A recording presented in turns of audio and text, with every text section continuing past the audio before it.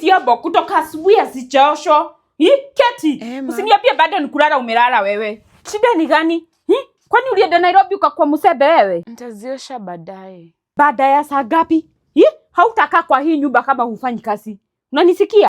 Aki mama. Nimesema uamke saa hii na usinikasirishe Keti. Sawa basi.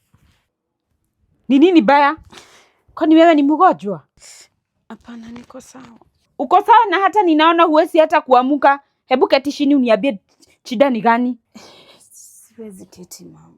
Huwezi keti kwa nini? Kwani umefanya nini na huku nyuma? Hebu simama. Nilifanya BBL mama. BBL ndio nini? Na kwani umefura na huku nyuma? Ai mama, sio kufura. Nilifanya procedure ya kuongeza na kulift makalio mama. Sasa ndio maana siwezi fanya kazi ama kuketi until nipone kabisa. Keti wewe unakuaga na akili timamu wewe. Nini umefanyia mwili yako?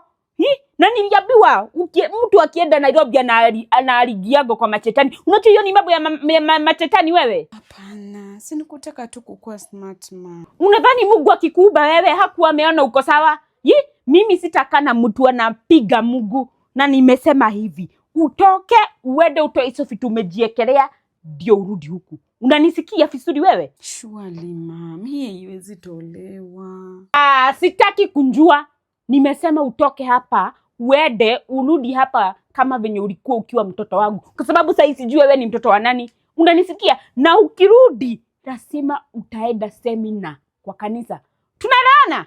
Ai mama, sina kuambia ukifanywa hii procedure ni irreversible. Huwezi fanya anything. Sasa ni labda ugoje ipone. Sitaki kusikia. Hii ni madhara ya kutoenda kanisa na nilikukanya huku sikia. Hebu toka haraka kabla nipigie baba yako saa hii. Sawa. Tebesa hiyo mwili haraka ukarudi venye ulikuwa. No huyo.